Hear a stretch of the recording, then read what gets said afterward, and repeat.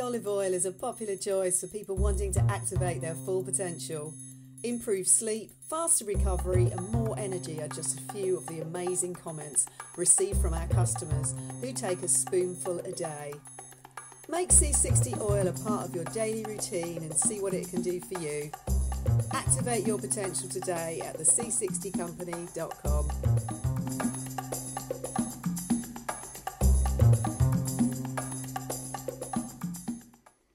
I hope that what happened with Laurence Fox is a turning point in the whole public debate about something that people have been laughing at for quite a time and making fun of, but actually has a very sinister agenda behind it. People have laughed at the political correctness and the wokeness that is transforming the language, that's saying what we can and cannot say, what we cannot think, the views we cannot have.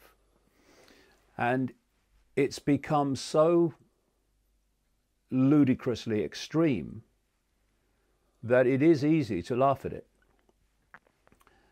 But since the start, I've been pointing out that there is an agenda behind this.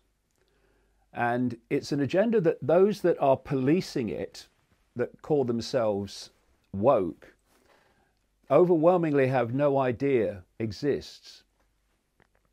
If you want to bring in a tyranny, and you look at any tyranny, doesn't matter if it's a fascist tyranny, a Marxist tyranny, whatever, every single one of them wants to control information, wants to control the opinions and the information that people receive. Why? Because people form their perceptions from information received, and if you control information received, you're going to a very large extent manipulate and impose perception. So you don't want people, if you're a tyranny, to know what's really happening in the world. You want them to believe what you want them to believe is happening because it suits what you want to do and where you're pushing society. And so if you look at George Orwell in 1984, a big theme of it was policing the language, replacing, as he said, old speak, which was language, words that could express detail, and you could define your thoughts and opinions in a very detailed way, being replaced in the Big Brother society by Newspeak, which was a language in which basically you couldn't say anything of any detail, and you had to talk around everything, so you never actually got to the point and the core of it. And that's what political correctness is. It is a means of policing the language so we can no longer express our thoughts and opinions. And if you can't express them, then they don't circulate, and what's left for people to form their perceptions from is the official narrative of everything. And so this has become known as the woke society, where you cannot criticize anybody or any opinion or challenge it, because instead of there being an open debate where all sides can be can exchange information and then people listen to all sides and then make their minds up what they want to believe from it, instead of that, you don't have a debate when you know you can't win it, and so you shut it down. And so political correctness and wokeness is about defending the official narrative of everything and silencing any other opinion. So if you want to challenge climate change and the official narrative of it, then you are dubbed a denier, and you have to be silenced, even if you're a scientist that has a long experience of climate science, and you don't go with the narrative, you have to be silenced as well, because don't have debates you can't win. That's the whole motto of this wokeness and woke mentality.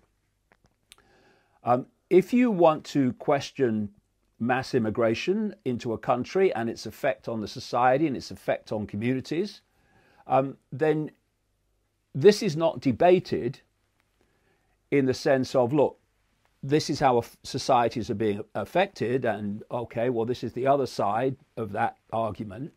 It's you're a bigot, you're a Nazi, and you're a racist.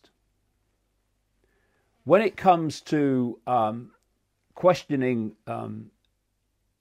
the woke agenda on transgenderism, you can't have an open, free debate, as you would in a free society, about things like giving drugs, gender-bending drugs, puberty-blocking drugs to small children and young people. Because if you want that debate, you are a transphobe. And so it goes on.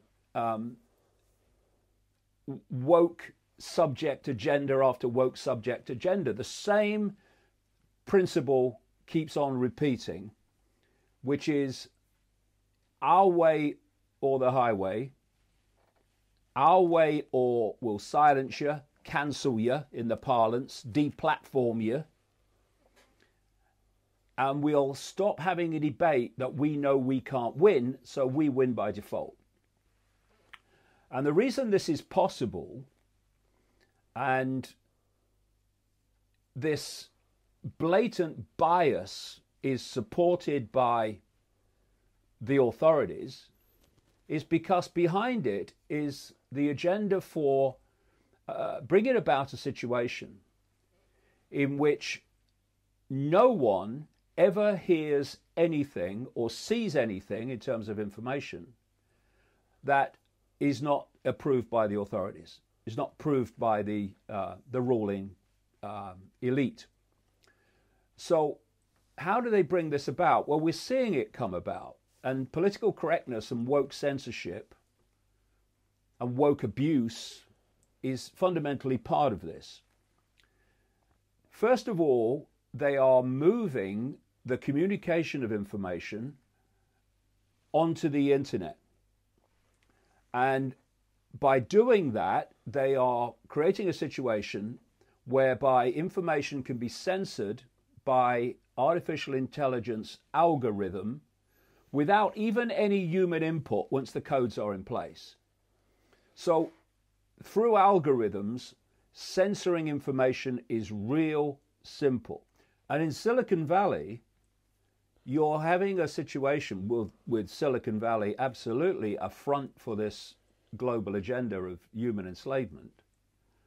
You're having a situation where they are increasingly having the ability to dominate, censor, and dictate what people see and hear.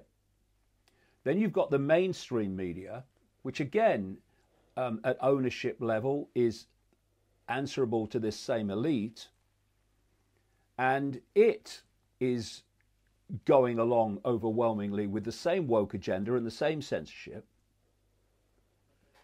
And as more and more information, in the end they want all of it, is transferred to the internet, you're in a situation where you can algorithmically dictate what people see and hear, which leaves something else. It leaves one thing that can still communicate information that challenges the narrative, and that's freedom of speech, where you can have the freedom to speak your truth, even if they're censoring you on the internet. You can do it to among your friends, you can do it among your workmates, you can do it in other ways that you can make happen. because you have freedom of speech. And it's a simple thing. Freedom of speech is the freedom to speak your truth. And thus this goal of completely controlling everything that people see and hear cannot reach its totality while people have freedom of speech. So what we're doing or seeing is the internet giants increasingly dominating what people see and hear in the public arena. But we've got political correctness that's also censoring this backstop, which is freedom of speech, because people are becoming so intimidated by the consequences and the reaction from the woke mentality of saying anything outside of the woke narrative, that they're self-censoring. And they're in fear, and there are good reasons for that concern. They are in fear of losing their job. How many people have lost their job simply because they had an opinion that was outside the woke narrative? And of course, if they go on social media or the internet and have those opinions, again, the Twitter storm hits them from this mob, which is what it is. And like all mobs, it has no idea who the real controllers of the mob are, because we are having this apparently bizarre situation. It is bizarre, but there are reasons for it, where people who call themselves social justice warriors, who care about the masses, are actually enforcing, by this political correct woke tyranny, the very agenda of mass control that is being run by this, what's being called the 1%. And this is why you have now a situation where, when I was growing up and I came out of the old traditional, if you like, left, that believed in freedom of speech and challenging authority and challenging the might of corporations and billionaires. Not that there were many around who were billionaires when I was growing up. But now we have the so-called social justice warriors that are claiming to be the left, who are in league with billionaires, like George Soros and so many others, the billionaires of Silicon Valley. And it's no longer about authority imposing upon the masses in the eyes of woke. It's about whether the billionaires are speaking the language of woke. Because if they are, you're on our side. And here you now have this dynamic of association and mutual goals between billionaire corporations and billionaire individuals who have no care whatsoever for social justice, quite the opposite, who are working in league with this woke mentality that believes it's all about social justice. One funny thing about that was, after the Ricky Gervais thing at the Golden Globes, a paper, New York Times, put out a thing about him being far right with his opinions, and he tweeted back going, since when was calling out Hollywood millionaires far right? Exactly. But that's describing something that's quite easy to observe, and that is, because I grew up with the traditional left that defended freedom of speech and challenged authority and its imposition on people, I could see the transformation that's happened in what we call the left, because the left has become woke, and the woke is anything but left. It's anything but progressive. It's a tyranny. And so you've now had this inversion whereby, instead of standing up for freedom of speech, the new woke left wants to delete it, wants to destroy it. The new woke left, instead of challenging authority and the imposition on society of billionaires, as long as the billionaires speak the language of woke, then they're on the same side. I mean, you look at the tens and tens of billions of dollars that George Soros alone has spent on so-called progressive woke groups pushing this agenda. Why would a billionaire like that, who attacks currencies and causes mayhem in whole populations as a result of it, just to make money, why would he want to spend tens of billions supporting so-called progressive woke organizations and agendas? Why? Because it suits the agenda of the elite, that's why. And so we've reached this point, and I hope it's where the ball bounces, whereby all this censorship is going on of alternative opinion and information through the corporations, while the woke mentality censors freedom of speech that goes outside the narrative. And what this has done, because this woke mentality has gone so extreme in this spectrum of opinion we call left and centre and right, the old traditional left, which is what Gervais was talking about, basically, has actually moved here compared with woke here. So now, if you are anything outside of woke, you are far right, you are bigot, a Nazi, and therefore the traditional left, defending freedom of speech, becomes to woke far right. And it's not moved. It's saying what it's always said, but the spectrum has changed. And what's underpinned it, what's allowed this to happen, is self-censorship out of fear of the consequences of speaking outside the politically correct tyranny. So what Lawrence Fox has done by very publicly standing up and saying, I'm not having it, is a very significant contribution to actually turning this around. And I think, you know, I watched it on video, and I think this was another interesting turning point. When Extinction Rebellion was doing all those protests against something that's not happening, by the way, hoax, complete hoax, and eventually they started climbing onto the roofs of tube trains in London, stopping them moving, and here's all these crowds of people on the platform. They want to go home after a day at work, and they'd had enough.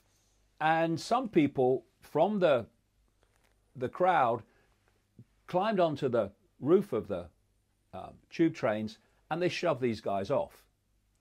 That was another kind of very symbolic, and more than symbolic, point where people were saying, we've had enough of this, we ain't taking it anymore. And in many ways, not just what Lawrence Fox did in kind of standing up and speaking his truth in the face of woke abuse, but the massive public support he got from it, I hope is a turning point where people now will start to summon their courage and no longer allow themselves to be intimidated into silence, because silence is what allows this nonsense, this tyrannical imposition on human freedom to go on expanding. And it's absolutely vital that people summon the self-respect to say, I'm going to have my opinion, and I'm not going to let you, no matter how abusive you may be, deny me the freedom to have that opinion. And if more and more people did this, we would see this roll back, because it's only possible because the vast majority who don't agree with it are acquiescing to it out of fear of the consequences. And, you know, I'm sure Extinction Rebellion will return, but it's been pretty quiet since those guys were thrown off the tube trains, because I think they recognized it was a turning point as well, where you can only push people so far and then they'll turn. And I hope that's what's happening now. And I hope Lawrence Fox's contribution to it is another sign that the woke tyranny is no longer going to be allowed to go its way unchallenged any longer. I think a big factor as well is people think Twitter is the world. So if you go on Twitter today, type in Donald Trump, you think he's the most hated man ever. You type in Brexit, you'd think nobody wants it. Type in climate change, you think everyone believes it. You type in Lawrence Fox, you probably think everyone's having a go at him. But if you spoke to people in the street, they'd have a completely different opinion to those four things. Because Trump won, Brexit won. Most people are supporting Fox. Most people don't believe climate change. But because people live on particularly Twitter, I think it's the worst one, if that's where you get your reference of the world, that's why it's totally skewed. Well, this is a point I've been making for a long time. The vast difference in view and opinion that there is between those who hijack the microphones and the rest of the population who have a completely different opinion. And if you only listen to the microphones, whether it's media people, whether it's woke people, whatever, then you'll get a view of public opinion that seems to be a certain way. And then you talk to people, like you say, in the street, in the supermarket, in everyday life, and you find a completely different opinion. And this is the point. While that mass of people are intimidated into keeping their opinions to themselves, it means that there is no challenge whatsoever to the strident, shrill voices on the microphones. And then there's another question, well, why if there's a spectrum of opinion that's actually has a massive area over here that's nothing like the microphone voices, why do we never hear from that? Why would you almost never hear from that unless somebody rings up in a phone-in or something? Because there's an agenda to push the woke narrative for much bigger Orwellian reasons than the woke even begins to understand. And therefore, they get access to the microphones, and overwhelmingly, people of a different opinion do not. So, you look at how many people, how many scientists, climate scientists, experts in carbon dioxide, have a completely different opinion about human-caused climate change than the official narrative. People who point out that actually carbon dioxide is the gas of life. And if anything, we have a deficit of it because plants are sucking it out of the atmosphere. And if there's not enough CO2 in the atmosphere, then plants basically end up being underfed, undernourished. And so in this period where carbon dioxide has increased in the atmosphere, the earth has got greener because there's more, if you like, food nourishment for the natural world. Now that is an opinion and a factual opinion that in any free and open society would be something that a journalistic organization would absolutely want to be putting in front of people. Hey, here's another view of this climate change thing. These people are saying there's not enough CO2, never mind too much. Apparently there's about 400 parts per million of CO2 in the atmosphere. According to these experts, the ideal amount in the atmosphere for optimum plant growth is 2,000 parts per million. Now, these are things that deserve public debate. So the question is, why are they never debated? Why do you find it in some interview that's outside of the mainstream? If you can't win the debate, don't have it. Exactly. You can't win the debate. Don't let the other side of the debate have a view. So it's being skewed. It's being skewed massively. So what you have is in simple terms, is this. On one side, you have the official narrative, which is pushed and pushed and pushed down all these different mainstream outlets. And on the other side, you have the woke mentality protecting the official narrative by silencing and targeting and abusing anyone who's challenging it. And that is the absolute opposite to what the traditional left and traditional liberals used to do, because liberalism and the political left has been hijacked. And who has it been hijacked by? The 1%.